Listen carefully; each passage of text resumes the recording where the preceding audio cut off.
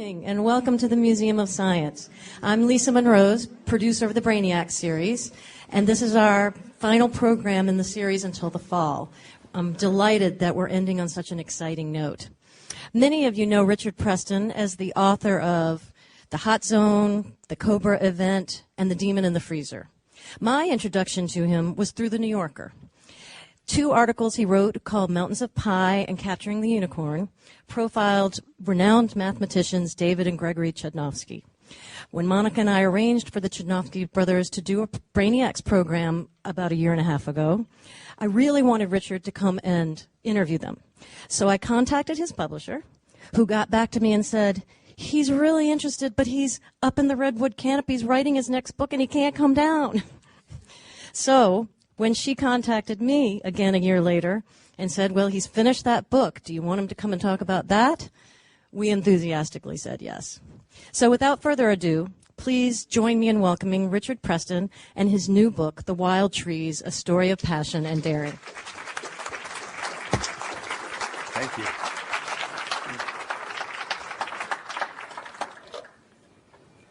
Thank you very much. I'm going to dispense with the podium, I think, and just talk to you guys up here, if that's all right. Can you hear me all right? Is my voice carrying? Good. The Wild Trees, which is a nonfiction narrative, opens in the year 1989 with a 19-year-old college student, a junior at Reed College named Steve Sillett. And Steve, who was born and raised in Harrisburg, Pennsylvania, in a rather troubled family background, was at Reed studying biology. And they were on their October fall break, and he had a buddy of his named Marwood Harris. And Steve's older brother, Scott Sillett, who is today a distinguished ornithologist at the Smithsonian Institution in Washington. These 3 guys got into a junk car, and they drove down the coast of Oregon to Northern California to see the redwood trees. None of them had ever seen a redwood forest before. And I'm speaking of the coast redwood trees. The species is Sequoia sempervirens. And it's to be distinguished from the other California redwood, which is the giant sequoia tree, which grows in the Sierra Nevada mountains. The coast redwoods extend along the coast of California, and they move inland. Their natural range is 14 miles north of the California border in Oregon, and then all the way south in a patchy, narrow ribbon that goes down to Big Sur, where the redwoods end. And they extend inland, on average, 10 to 15 miles. In the northern stretches of the California coast, it's true temperate rainforest. Patches of territory that can get more than 100 inches of rain a year. It's deep, thick, and almost impenetrable rainforest. Steep V-shaped valleys, notch canyons, 60-degree terrain, and a forest floor which is nothing but a mass of fallen redwood. There isn't even a forest floor. It's almost impossible to move over physically. So they get into the redwood forest, and they decide that they're going to camp illegally somewhere at Prairie Creek Redwood State Park, one of the protected old-growth ancient redwood forests. So they begin hiking in the woods, and they get into some groves of huge redwoods, and Steve Sillett suddenly, for some unknown reason, takes it into his head to climb one of these redwoods, a giant redwood tree. Now, a coast redwood, I want to give you a little demonstration. Could I have a volunteer, perhaps, to hold the end of a tape measure for me? Thank you. This is Maureen McConnell, by the way, of the Boston Museum of Science. She is a canopy tree climber. She's also one of the people who puts the exhibits together.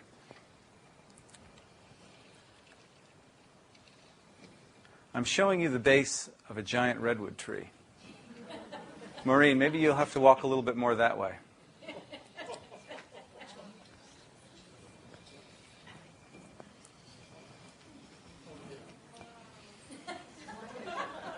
There we are. 30 feet. That's the base of the lost monarch, which was discovered very recently in the Grove of Titans one of the lost giant groves of redwoods that had previously been unknown. The lost monarch was discovered by Steve Sillett and a very dear friend of his named Michael Taylor. More about Michael Taylor later. We're back now with Steve Sillett, 19 years old, deciding to climb a tree of that sort of dimension. I just showed you the base. As far as the height goes, you have to let your imagination go 32 stories up in the air. That's how tall the lost monarch is, 324 feet tall. The largest redwoods are not the tallest. The tallest, very tallest redwoods of the species tend to have more like proportions of a knitting needle, and they will go up to nearly 40 stories. 379.1 feet is the height of the tallest known living thing, a coast redwood named Hyperion, which was discovered last summer by Michael Taylor, the same guy that discovered the lost monarch. So Steve Sillett decided he was going to climb one of these living organisms to find out what was up there, because he couldn't see from the ground what was in that tree.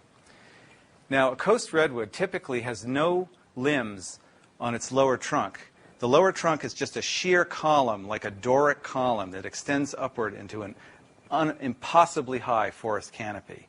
Typically, these trunks can go 200, even 250 feet before the first solid branches and limbs appear.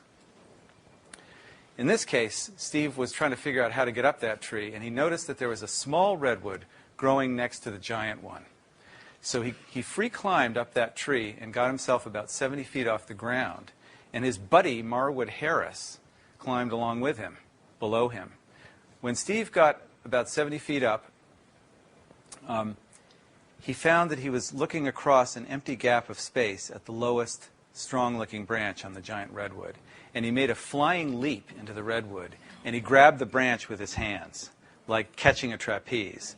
Now, climbers speak of the red line, which is the line of death. If you're about 50 feet above the ground and you fall to the ground, you are very likely to die. Steve was above the death line when he made that leap.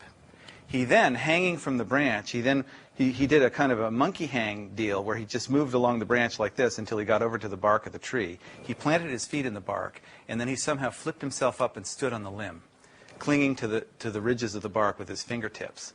And then above him, he had nothing but bark. The tree was probably something like 40 to 50 feet in circumference at where he was. And he managed to just climb the bark by jamming his hands and feet into cracks in the bark till he could get to the next limb. And then he called back to his friend Marwood Harris, and he said, "It's doable."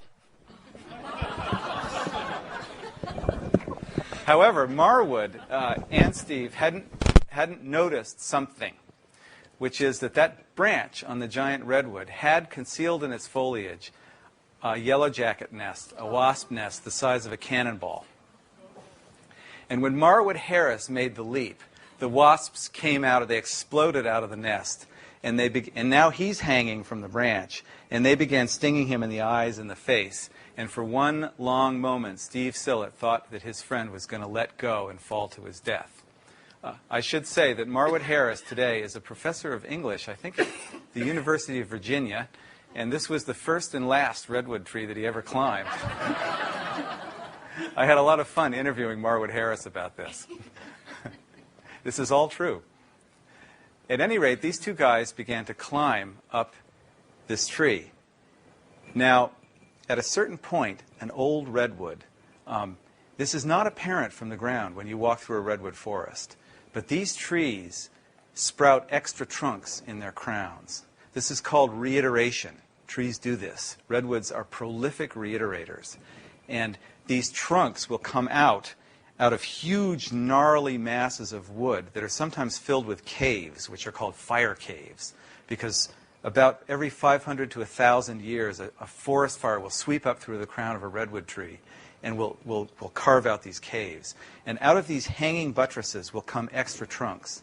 And then those trunks will develop hanging buttresses. And then more trunks will spring from those. And each of these trunks will sprout a limb system. These are called trunk system complexes. The largest and most ancient redwoods have more than 200 such trunk systems flaring out of their crowns, trunks upon trunks upon trunks. And in some cases, the limbs join together, forming kind of ladder-like structures in the air, which the canopy scientists call flying buttresses. So this college kid is climbing up through this stuff. And then he begins noticing that on the larger limbs, and we're talking about limbs that could be 500 to more than 1,000 years old, millennial structures, they're called, are layers of soil, canopy soil, soil in the air 20, 30 stories above the ground that can accumulate in beds a foot thick up to a meter thick. The soil is composed of dust that rains down from the air over century after century, mixed with redwood foliage and fertilized with bird droppings, which produces nitrogen in the soil. Also fertilized by certain species of lichens that grow on the tree itself that fix nitrogen in the air, and when they die, that nitrogen goes into the canopy soil. So you have a soil ecosystem far above the ground. In the soil, now we know, are many different species of generally small organisms, many of which don't have names yet. For example, there are species of pink earthworms. Nobody knows what these pink earthworms are doing up in the forest canopy of the redwoods, or how they got there, or how they fit in to the mosaic of this ecosystem.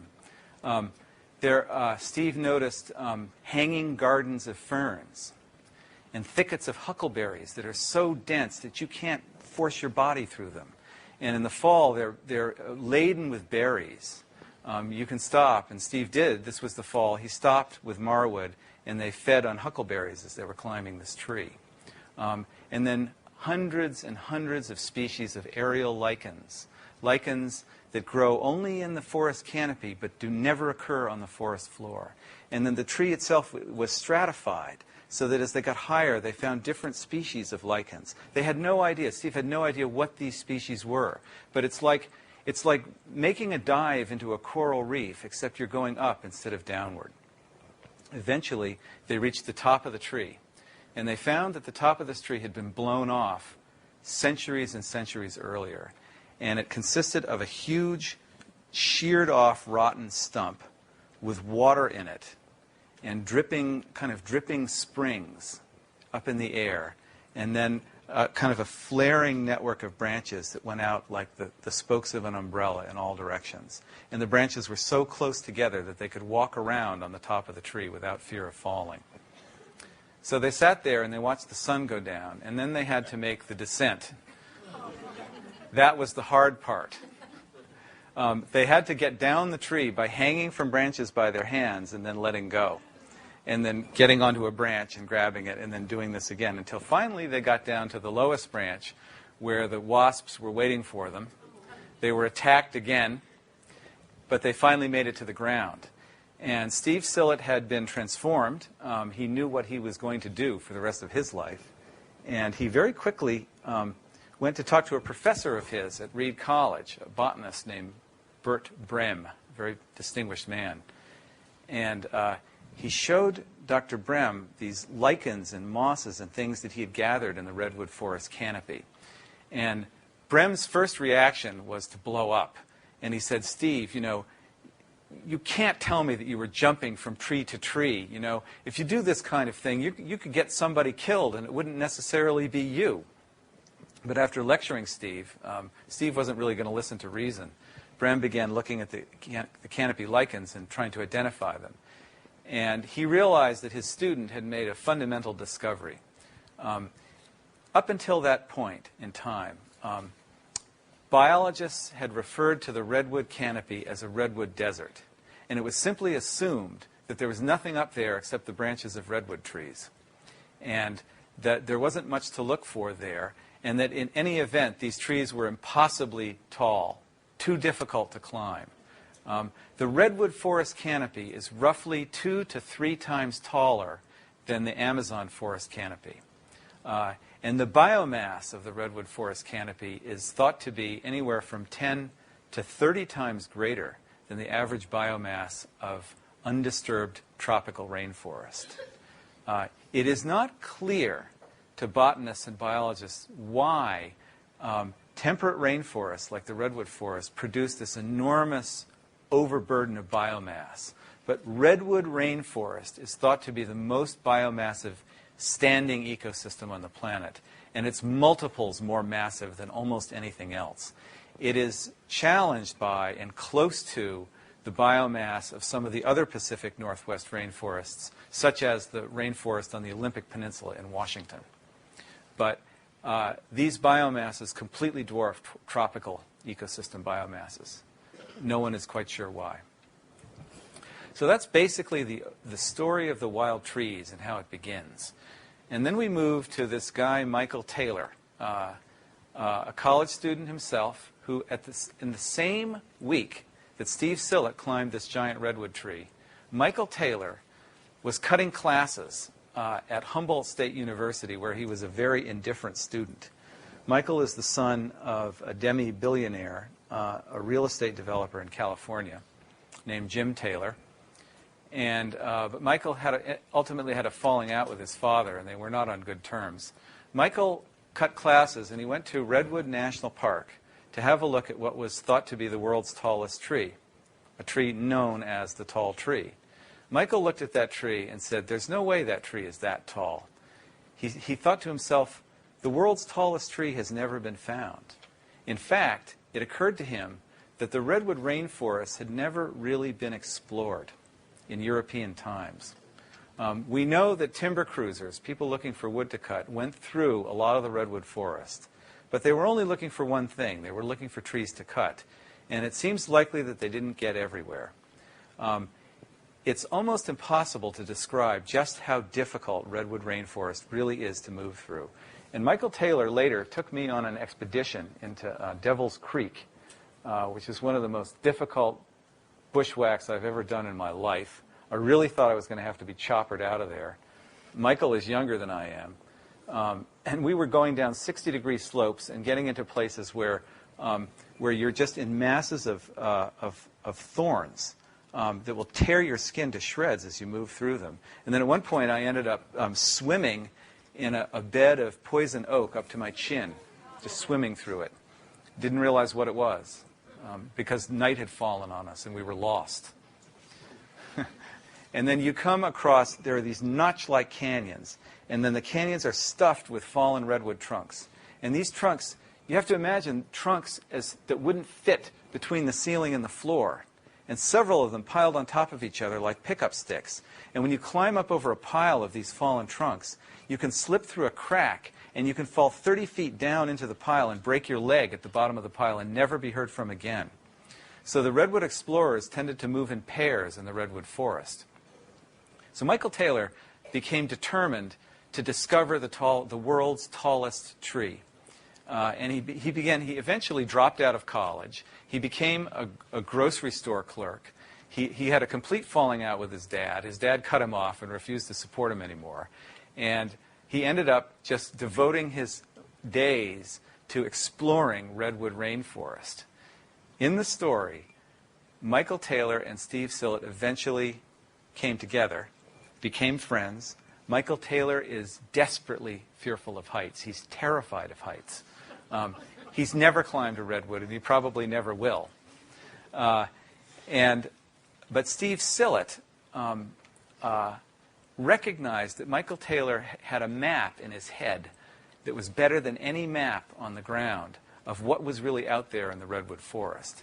They began exploring it together. Steve Sillett began climbing these giant redwood trees, and Michael Taylor would work on the ground with him, helping him with his equipment, talking with him on a radio. These trees are so big that when climbing teams are climbing in them, the only way to communicate is by radio. You can't shout. It's just too big. 35 stories, you can't shout. And then also, people will be working in different trees, so you have to have radio. So Michael would be talking to Steve on the radio and encouraging him. And I don't want to give the whole story away, but Steve Sillett went through a very dark period in his life where he was taking completely unjustified risks in climbing trees. He was essentially trying to kill himself, die climbing a redwood. And Michael Taylor helped him through that and talked him through at least one situation on the radio, on the ground. So it's a very interesting human story. When a person falls from a tree, Accidents in giant trees happen instantaneously, without warning, and they typically are fatal. And the reason is that tree climbers don't operate in tree space at all the way rock climbers do on a cliff.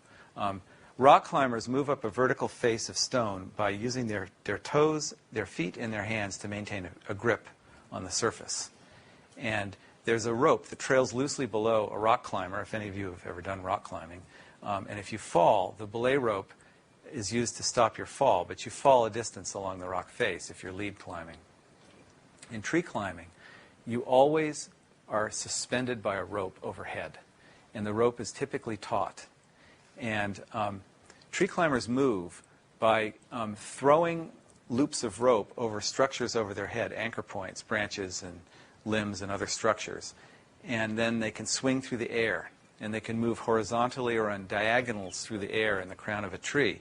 If you've ever seen a good arborist at work on your trees in your yard, you've seen people doing this. It's called the arborist climbing technique.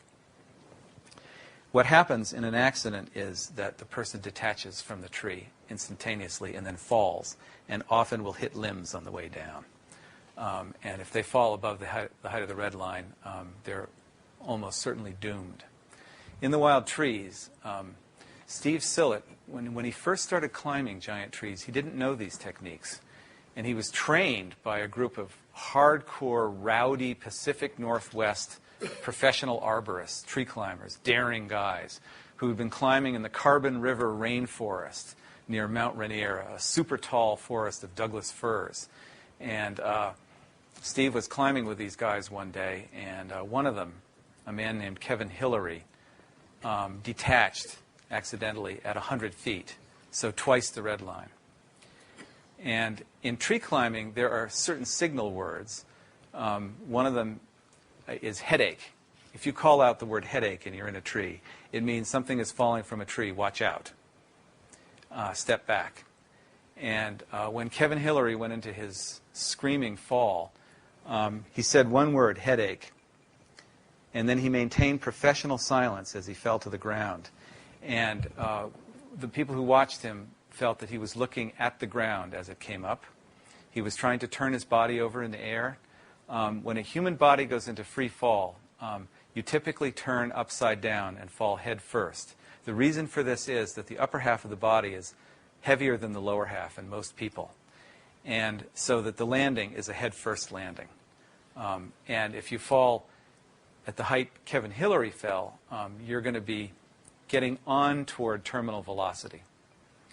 He managed to get his body sideways, and he landed directly at Steve Sillett's feet. And the sound when a person hits the ground is apparently almost undescribable, although I do describe it in the book. The lungs implode. And in fatal falls, the heart explodes, and major organs burst, and you flood your body cavity with internal hemorrhages. So there, I had my Ebola virus moment. I'm sorry, I had to do that to you. In any event,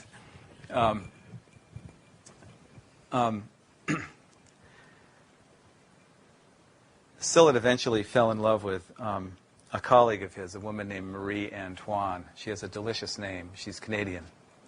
And she's a botanist and a scientist and a gifted tree climber, a phenomenally athletic human being.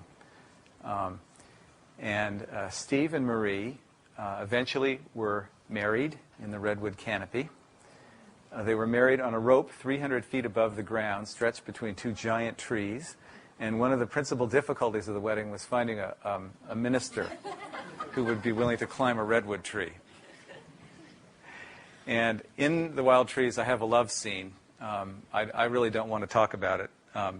You have to see it in the book. But as a nonfiction writer, it's a very delicate thing to be interviewing real people about their sex lives.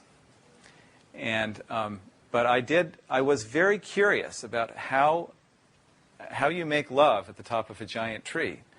There are these hammocks, which are called tree boats, that you can sleep in overnight. And anyway, I did, I got the whole story eventually. And Marie afterwards, when we were fact-checking it with her, I had a professional fact-checker working on the book with me. She said that her major concern was that even though she understood that the scene was PG-13, that she was really worried about her aunts back in Canada, that they would really be quite shocked. At any rate, I heard about Steve Sillett after I became a recreational tree climber. Some years ago, I'd finished one of my virus books. I'd finished The Demon in the Freezer. And I was really interested in doing something that didn't have anything to do with writing. And I was surfing the net one day, and I learned about a tree climbing school in Atlanta where you could go and learn how to climb a tree using the arborist climbing technique. It sounded really cool. So I went down there, and I began to learn how to do this thing of this movement in the air from point to point in the crown of a tree while being suspended on ropes. And I went home to where we live in New Jersey, and I began climbing trees around our place. And eventually, our children began bugging me to take them up in the trees. So I got more training, and then I began taking our children up into the trees with me. And indeed, my wife, Michelle, also ended up climbing, although she's afraid of heights. So we sort of ended up like the Swiss family Preston, all up in the trees. And at some point, I began hearing stories of these people who were climbing these super tall redwoods. They were very secretive about their climbing. They didn't want contact with the media. And they wanted the trees guarded from depredations by recreational tree climbers, because the redwood forest canopy is exquisitely delicate. And it's a canopy where these structures are ancient and where you have these highly complex and delicate accumulations of life on branches, where just the stray kick of a climber's boot could knock 500 years worth of organisms off a branch. And so these people were very secretive. But I went out there to California to meet Steve Sillett and met Marie Antoine and was completely entranced by both of them. And wanted to do this as an article for the New Yorker magazine. I often do R&D for a book by doing a New Yorker piece first. It's a really good way to explore a topic without having to commit oneself to a book. And I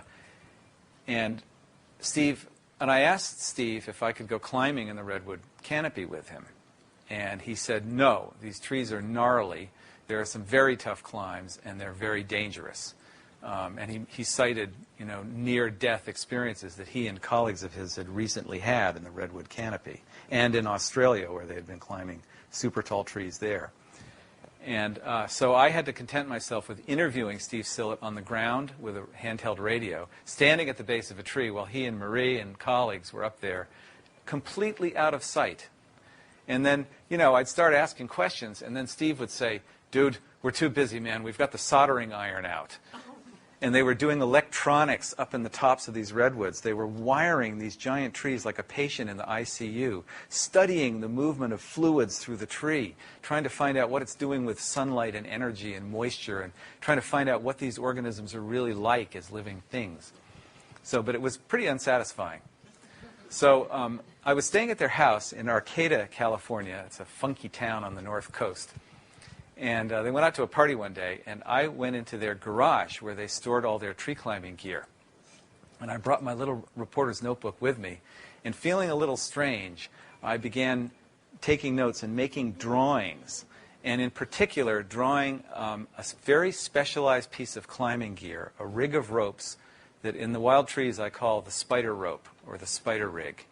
And it's a rig of ropes that works, in principle, pretty much the same way as Spider-Man silk. And the climbers will climb up into the top of a redwood tree on a thin, dark-colored, usually a black rope that goes almost up to the top of the tree. It's a military tactical rope that's used by SWAT teams and special forces for vertical operations at night. And it's about as thick around as your pinky. And it's super strong. And it's dark. They use the dark rope because they don't like to draw attention to themselves when they're in a tree. And the rope almost disappears against this great bulk of a redwood tree. You climb up that rope, and then you detach from the rope, and you are said to go into motion in the redwood canopy. You deploy the spider rope, and you get it looped over a branch over your head over here. You get the end of the rope back to yourself. You clip it into a harness, which is called a tree climbing saddle, and then you swing out into space, 30 stories above the ground.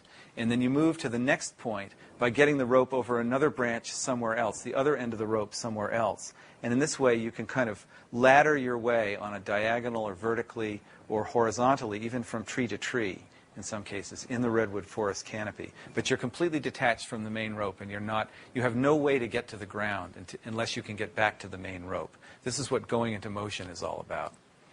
So having drawn this thing, I went home and I duplicated it exactly with all the knots and carabiners in the right place. And then I began practicing on a tree next to our house. And I gradually learned how to spider my way up to the top of this ash tree, 60 feet off the ground.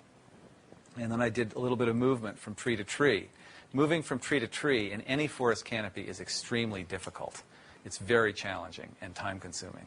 You don't move the way Spider-Man moves. It's slow.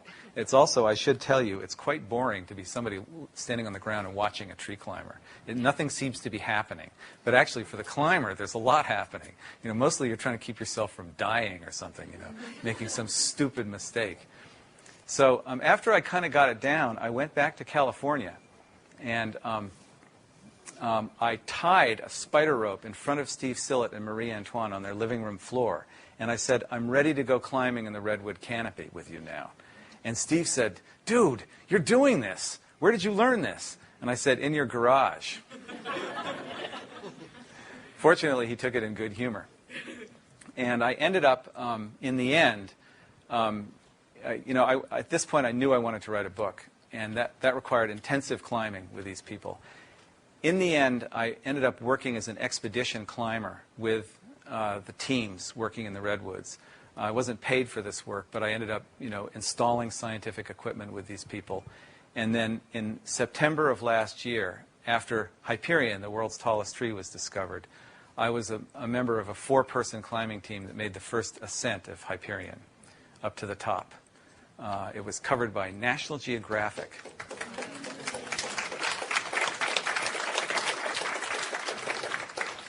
But I do want to point out that I was the last person up the tree.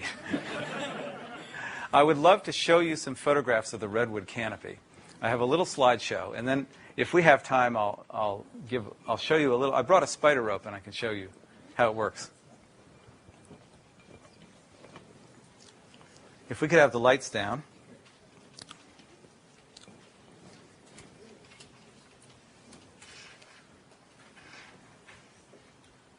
Great, cool. The range of the redwoods is along the west coast of North America. You can see San Francisco, and the red is where the redwoods are. The yellow stars are where the largest and tallest redwoods occur on the north coast, in these little valleys.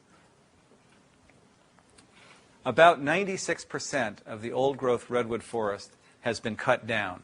Only about 4% of undisturbed primeval redwoods remain, and virtually all of those trees now are protected inside parks and reserves, inside Redwood National Park, inside a little chain of California state parks. But even so, these park areas had never really been adequately explored in modern times. This is a photograph showing the Helios Grove, where the world's second tallest tree exists. The Helios Grove was also discovered just last summer, along with Helios Tree. And this shows members of the climbing team that did the first ascent of Helios in September of last year.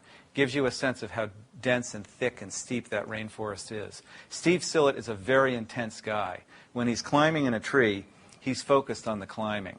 And he's a tremendously athletic person who also is a fantastically articulate and passionate scientist about his work. Marie Antoine is here in this photograph, is sitting at the top of Adventure Tree, one of the world's largest living organisms. She's about 320 feet off the ground, 32 stories up. And she's got a spider rope there looped around her, and it is also looped around a branch. I took the photograph after climbing to the top with her. We were using a technique called trunk walking, where you take the spider rope, you get it over a branch over your head, and then you lower your body down until you're horizontal in the air and your feet are planted on the trunk of the tree, and then you walk up the trunk of the tree while tightening up the spider rope. The seed of a redwood tree is a tiny object, yet it contains all of the genetic material to 2,000 years later make this. This is the base of the Lost Monarch. You saw the tape.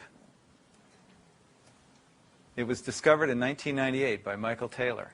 To get to some of these places, you occasionally have to cross creeks and rivers on zip lines. Some of these trees are inaccessible, and I'm glad they're inaccessible. What it means is that recreational tree climbers and also people who would want to walk around on the ground at the base of these trees would have a very hard time finding them. I don't identify the locations of any living redwoods in my book or any of the giant groves, the Atlas Grove, the Grove of Titans. These are magnificent groves that unfortunately can't be publicized. Their exact locations can't be given. To get up into a giant tree, Steve Sillett fires a high-powered hunting bow which trails a fishing line. And then they use the fishing line to ultimately drag a tactical rope up through the crown of the tree. This gives you an idea of the scale of a tree. This tree is Gaia, and there are two climbers there. You see them, right? They're about 15% of the way up Gaia. Down near the ground, you can see, I wondered, could we get the lights down a little lower? Would that be possible?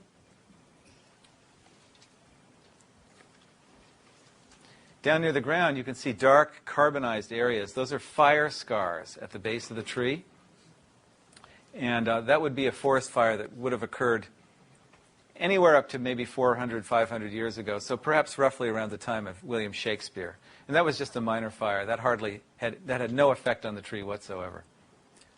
When you look up into the redwood canopy, you're looking into an utterly vertical Eden, a vertical world that has so little to do with the world of the ground.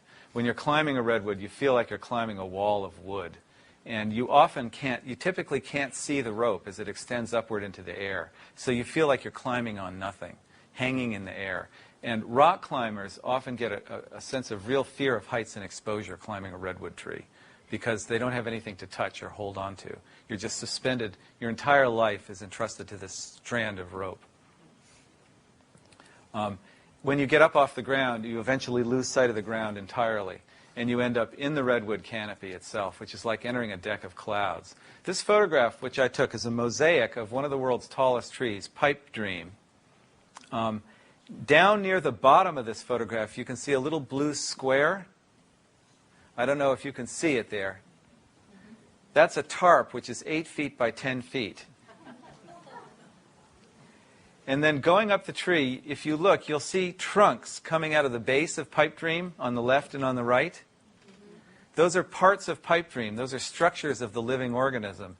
The botanists refer to these as minions.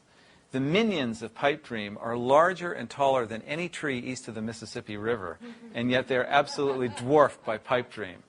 When you look, and I took that photograph about a third of the way up Pipe Dream.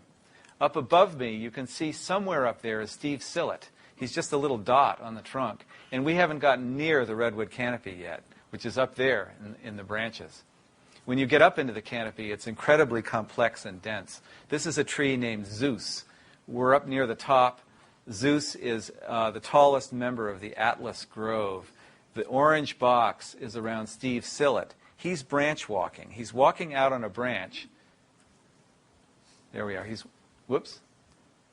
walking out on a branch, and he's throwing a line into Rhea, a tree nearby, and we're preparing to do a skywalk from this tree to the next one over. Skywalking involves movement on a pair of ropes that are generally at a V like that. You get a rope looped around the top of another tree, and then you move through space. Steve is 30 stories off the ground. I photographed him here from Rhea. He was moving into Kronos. Looking down the trunk of a redwood tree. The trunk is absolutely encrusted with dozens of species of lichens. They look like powdered sugar in this photograph. But some of them have not yet been given names by scientists. They only occur, apparently, in the redwood canopy. There are also epiphytic, epiphytes, epiphytic huckleberry bushes, and a little moss garden here that has an assemblage of species, including earth and soil in it. That little tiny garden is not maybe so little. The main trunk of this tree, this is Adventure Tree, is here in this photograph about 13 feet, 14 feet across. That little moss garden probably took centuries to form. So it could, in terms of age, it could be about as old as the imperial gardens of Kyoto, Japan.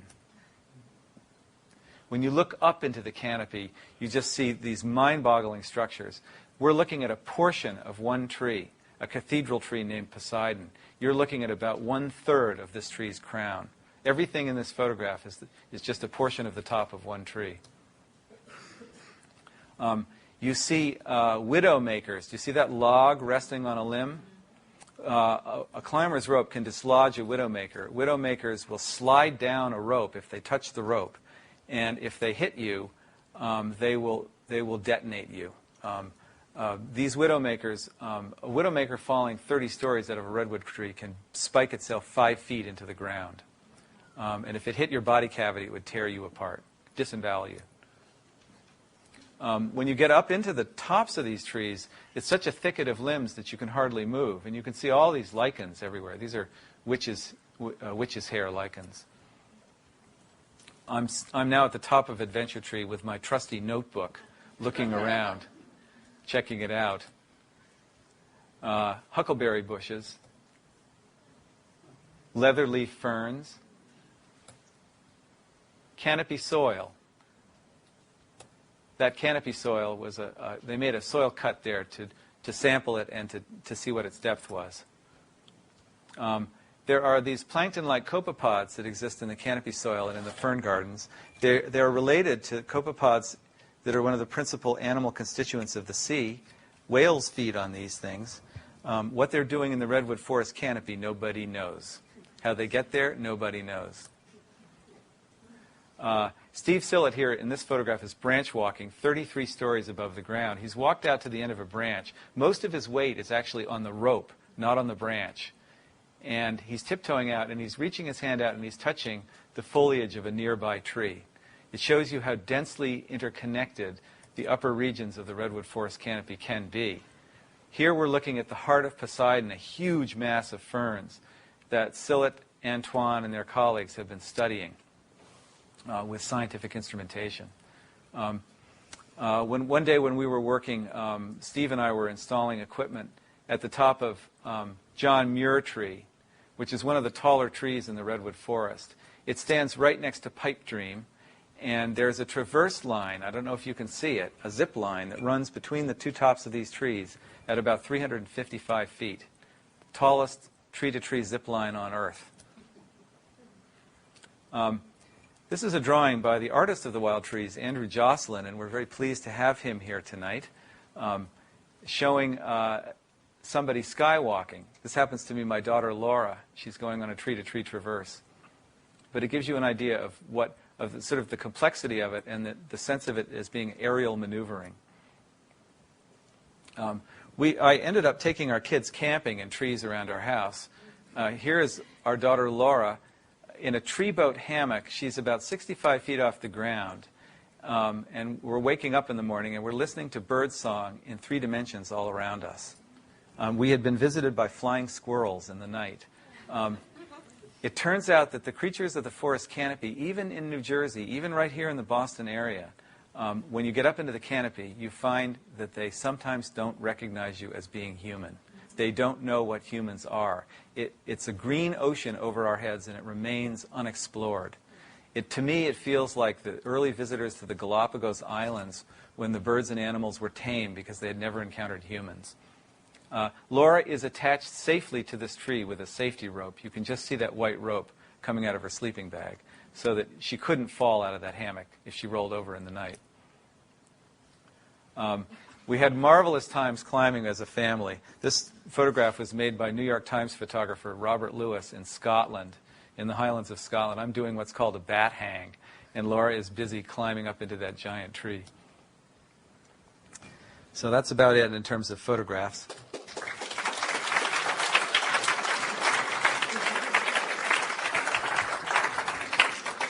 And then if we have just a moment, I'd love to show you a spider rope, if you have the time. I'm going to need a couple of volunteers for this, if I could. Let's see. Sure. And how about some young person here? How about, yeah? How about you in the red cap right there? Cool.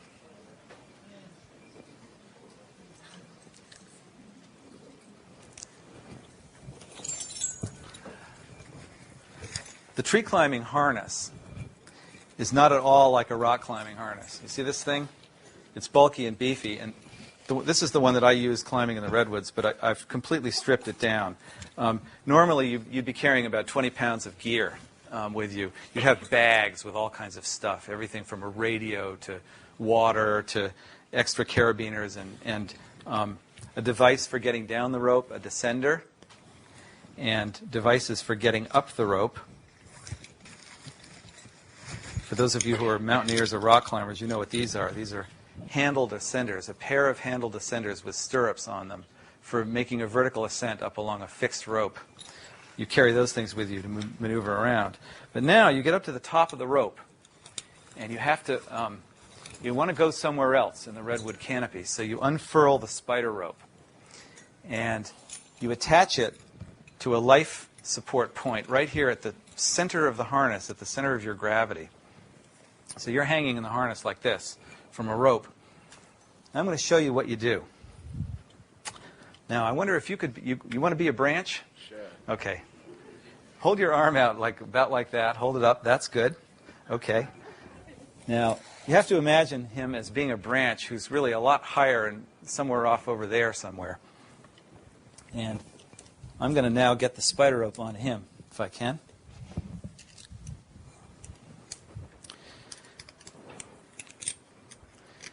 So you've got a sliding knot.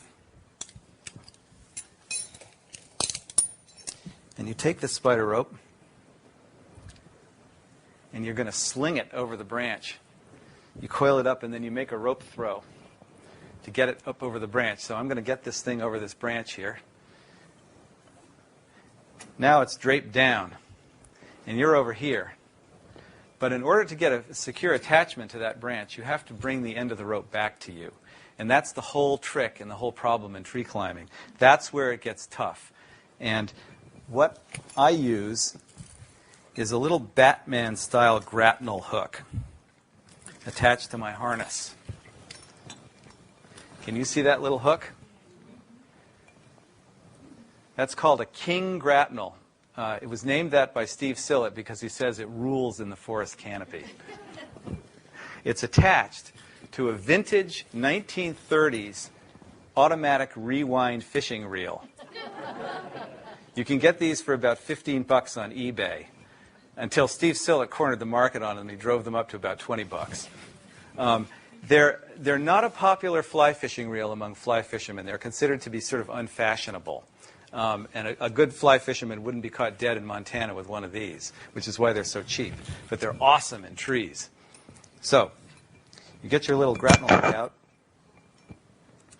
and you sling it through space, and you try to capture the end of the rope with the grapnel hook. And then you bring it back to yourself. Now, this is a very tricky thing, and it typically occasions quite a bit of profanity in the redwood canopy. But if you make a successful throw, you hook the rope, you pull it back to yourself. There we go. See? You can get it right back to yourself. See that? And then you reel in your little line here.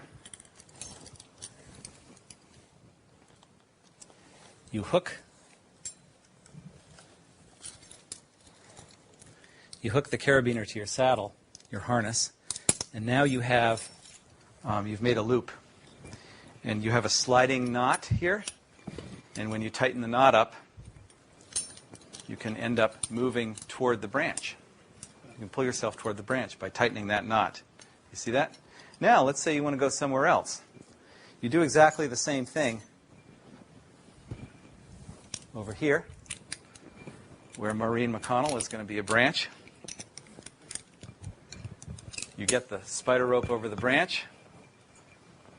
you fish out your Batman hook, and after a certain amount of profanity, you get it back to you.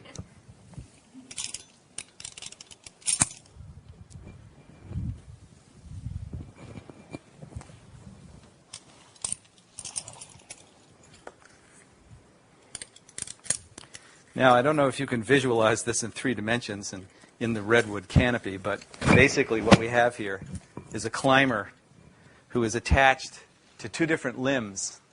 And if you imagine these limbs up there somewhere, the climber is hanging from a V of ropes.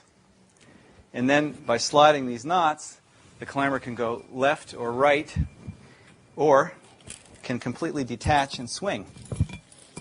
So let's just say the climber has had enough of this branch. You just cast off the carabiner, and the rope, in theory, will just slip right off the branch, and then you can swing over here. That's I've shown you the basics of movement in the redwood canopy. What I have not shown you is the use of very special protective devices so that the rope doesn't come in contact with the branch itself. These devices are called cambium savers because a rope that's running fast and sliding over a branch can strip the bark off the branch or can heat the bark and cook it and kill the bark. And that will then leave a place in the tree that can rot and can actually lead to the death of the entire limb. So one has to move with extraordinary care through these trees using this sort of protective gear. But that's the basic. And I think that's probably about all I had to say. And so thank you very much.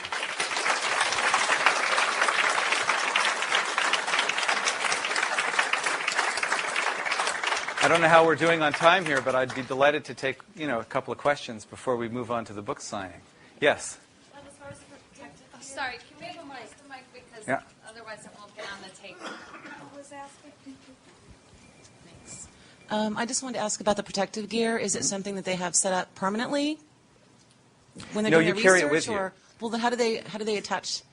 I mean, if the whole point is trying to get over the tree, right? How do you get to the branch to get the protective gear there? Yeah. Well, there are a lot of different devices. One of the most common, it's actually not one that I use very much in the redwoods, but it's a sleeve of flexible pipe that actually goes over the rope. And by tricky manipulation of knots, you can actually get the pipe up over the branch. And the rope is running through the pipe sleeve, not contacting the branch. I use a device called for those of you who may be tree climbers in this room, I use something called the ART rope guide, which it's this Mercedes-Benz of a device that's made in Germany. It's patented. And it costs, it costs an arm and a leg. It's like $250 for one of them. But it's a very complicated device, but it basically operates the same way, except that you place some soft rope over the branch, and then your rope runs through a pulley underneath the branch. There's a pulley in that ART rope guide device. We're very fortunate to have with us tonight Andrew Jocelyn, a resident of Boston. I want to introduce you to him. Andrew Jocelyn lives in Jamaica Plain, and he is the illustrator and artist of the wild trees. He did a fantastic job with it. He's also a talented tree climber who's been profiled in the Boston Globe. Andrew and I got to know each other on an internet bulletin board talking about the spider rope. And he made a drawing of the spider rope that I thought was really cool. And so I ended up asking him to illustrate the wild trees. He has some extraordinary drawings in there. Janet Maslin in the New York Times, when she reviewed the wild trees, she's somebody you may know is very hard to please. And she said that Andrew's drawings were, what was the word she used? Well, she did say astonishing. Astonishing. Astonishing. It doesn't get any better than that. And tonight, when we move on to the signing after the question and answer session, Andrew has very kindly agreed to sign books with me for those of you who want to have a collector's item and have the wild trees signed by both the artist and the author. Andrew very kindly has agreed to do that. So anyway, and Andrew may well be able to answer questions that come up as well as I can. So I'm happy to have you here, and maybe Andrew could take a few questions too about climbing as well as anything else. Yes? How do you know How do you know that the branch will hold your weight? Well, if you have any doubt, you probably shouldn't be there in the first place. But that question does arise, and what I do, I think you probably do the same thing, Andrew, is that it's always a good idea to have 2 attachment points to the tree so that if something goes wrong and a branch breaks, you won't fall to the ground. You'll take a nasty swing, or you'll take what climbers call a whipper. You'll fall on your rope. That happened when I was climbing in Australia with Steve Sillett. Marie, Antoine, and I were climbing a giant tree. The tree was about 300 feet tall, and Steve was up near the top. And we were on the ascent, and all of a sudden, the rope began to vibrate. And then I heard the F word launched into the canopy. And then there was this shaking. And we got on our radios and we said, Steve, what happened? What happened? Well, it turned out that he had done exactly that. He had broken a branch. And he was up at the very tippy top of this tree trying to measure the height of the tree with a laser device. And the branch broke, and he fell 8 feet until he fell onto his lower anchor. And that absolutely terrified me. But Marie and Steve seemed to be pretty nonchalant about it. Yes, in the back there.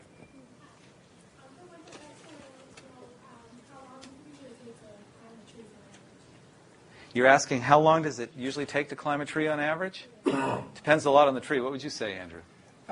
Is my mic on? Yeah. Good. So around here with our sort of little miniature East Coast trees, it can be anywhere. A nice tree to climb could be 60 to 100, 120, a few taller than that. When I climb, I usually spend a minimum of 3 hours in the tree. Okay, and it's easy to spend 5 or 6 hours in a tree. It takes time, as Richard said, to make moves, and it's also really nice to. I have a friend, a climber who's here tonight, also, who's very fond of napping in the tree, and that will extend the climb time quite a bit. Yeah, we had a guy in Scotland, a naturalist in Scotland, who'd never climbed a tree before, and I got him up into one of those giant Scottish trees, and he refused to come down. He said, "I'm not quite ready to come down yet." He was up there for hours. Yes, right there. Could you talk a little bit about how trees are named? Is it like naming mountains? Who names them, and how? Oh, that's a good question. Who names trees? How do they get their names? There is a tradition, I think, in botany, an unwritten tradition, that the discoverer of a tree, a giant tree, gets the chance to name it. Many of the redwoods have been named by either Steve Sillett or by Michael Taylor, or by another explorer named Chris Atkins, who often works with Michael Taylor. Sillett tends to favor names from Tolkien, especially the Silmarillion, and from Greek mythology, Greek gods. Not long ago, a woman named Christine Ambrose discovered Artemis, which is one of the largest and most beautiful redwoods on the planet. And Artemis hides in plain sight on the outskirts of the Atlas Grove, but nobody had seen it before Christine noticed it. And so that the discovery of a tree doesn't necessarily mean that no human eyes have ever looked at it before. What it means is that no perceptive human eyes have ever looked at it, that nobody has ever perceived this tree for being what it truly is, a giant tree. When Christine found this tree, she named it Artemis after the virgin huntress in Greek mythology, the goddess. And she said to Sillett and his colleagues, "You guys have named too many trees after male gods around here." Yes? How do you measure the height of a tree from the ground? How do you measure the height of a tree from the ground? If you can't see the top. If you can't see the top? The only truly reliable way to measure the height of a tree accurately to within 1 inch, which is important for the scientists because they're studying exactly how these trees change over time. With increasing carbon dioxide and with global warming, redwoods are like canaries in a coal mine. They're extraordinarily sensitive to subtle changes in atmosphere and climate. So they're measuring them with great precision annually. And there's only one way to do that, and that's to climb to the top of the tree and then drop a tape measuring line all the way down to the ground. The other way that they do it is with these very complicated laser measurement devices and procedures to try to get a triangulated height of a tree, and those are accurate to within about somewhat less than a foot. Yes, sir. I'm curious how extensive a root system does a tree like this have? How deep, how wide a root system? Redwood root system, that's a really interesting question. What's the redwood root system like? A redwood has a root system that is composed of a very fine thread-like mat of roots. These root threads form a bed almost like felt that's about 2 feet thick, and it extends for unknown directions out into the redwood forest. No one actually has ever discovered what the extent of a redwood root system is. The roots they may even interjoin, so that a stand of redwoods may be all joined together at the roots and may be mutually supporting one another in this bed of very fine threads. But there's no taproot on the tree. Many trees have a taproot, which is a long root like a carrot that stabs down into the ground that holds and anchors the tree in place. What this means is that when redwoods die, they die instantly. The root system breaks apart and they fall while they're alive. And in the wild trees, there's a scene where climbers are trapped in a redwood in a storm, and the tree is beginning to come down. It's beginning to uproot and fall. And the tree is 36 stories tall, and it's leaning. And they're trying to decide what to do, whether to bail out, jump out of their hammocks, or what. Yes? Over there, young lady? Yeah?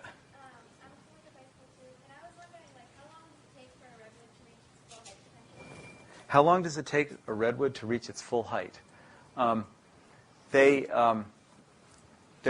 quite a bit like people. They're tallest when they're young. They shoot right up. And so a young redwood, 600 years old, will reach its maximum height. And then, rather like humans, the top turns silvery and dies back. And also as a redwood grows older, it gets larger and it turns gray. Bark can turn gray. Yep. Yes. My name is Captain. I'm from Winthrop High School. Hi. You go a lot of Winthrop High School people here, huh? Cool. Great. Glad to have you here. I was wondering, since the ecosystems of the trees were very fragile, if they limit the redwood tree climbing? Did they limit the redwood tree climbing because the trees are so fragile? Yes. The U.S. federal government issues permits for climbing in the redwoods through the National Park Service. And to date, only scientists have been allowed to climb, permitted to climb by the government. And even the scientists are only allowed to climb in the redwoods about 7 months out of the year, 6 to 7 months at most, because there are 2 species of very rare birds that nest in redwoods, the marbled murrelet and the spotted owl. And during the nesting season, the National Park Service keeps all climbers, including scientists, out of those trees entirely. Yes? I was wondering what sort of creatures eat the lichen on the trees. Besides the climbers? Which ones do you like the best? Well, I haven't seen the redwood lichens yet. And I still have to identify some of the lichens that we have. I'm still somewhat mystified by our canopy lichens here in Boston area woods. Yeah. They have to be boiled, I think, at least 3 or 4 times. And, Really? Yeah, I mean, you can eat lichens, but some. I mean, you better have to identify them, of course, make sure they're not toxic. But, Yeah, you don't want to eat wolf lichen. That's a bright yellow lichen that'll make you very sick. It occurs to me, I wonder if, in fact, very much canopy science has been done in Massachusetts or in the Northeast at all. And I wonder if any kind of basic studies of lichen assemblages have ever been done, even right here in Massachusetts. Do you know? Would you know? No, I don't know. No, I don't know. My guess is not. My guess is the basic science has never been done. Yes, ma'am. Have you climbed the sequoias at all? I've never climbed the giant sequoias in the Sierra Nevada, no. I've always wanted to. Well, I think that's about it, and thank you very much. We're going to move on to the book signing.